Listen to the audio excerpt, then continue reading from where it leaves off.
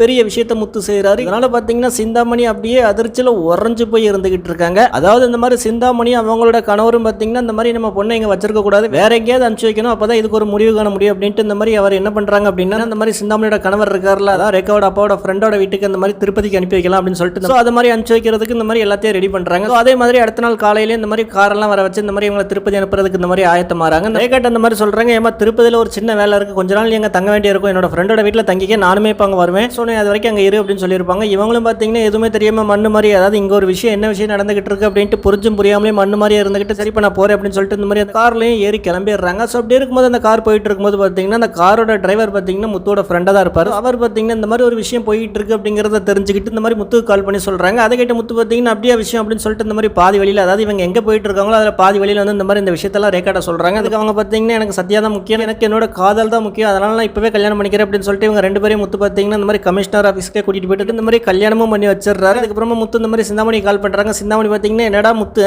நீ என்னென்னமோ பண்ண, அந்த ஒண்ணு இல்லாத போய் சத்தியா அந்த மாதிரி என் பொண்ணு கல்யாணம் பண்ணி வைக்கலாம்னு நினைச்சி அதெல்லாம் நடக்கவே நடக்காது, நீங்க என் பொண்ணு ரேகாவை பார்க்க கூட முடியாது அப்படின்னு சொல்லிட்டு மாசான டயலாக் எல்லாம் பேசிட்டு இருக்காங்க. அதை கேட்ட முத்து ஏமா கொஞ்ச நேரம் எதுவும் வளராம அந்த மாதிரி உன்னோட பொண்ணுக்கும் சத்தியாக்கும் இந்த மாதிரி கல்யாணம் ஆயிடுச்சு, கமிஷனர் ஆஃபீஸ்ல தான் இருக்காங்க, நீ வந்து அந்த மாதிரி வாழ்த்திட்டு போ அப்படின்னு சொல்றாங்க. அதை கேட்ட சிந்தாமணி என்னடா நம்ம மாசா நினைச்சு டயலாக் பண்ணா இவன் நம்மள லூசாலாம் நினைச்சிட்டான் அப்படிங்கிற மாதிரியே பார்த்துட்டு இருக்காங்க.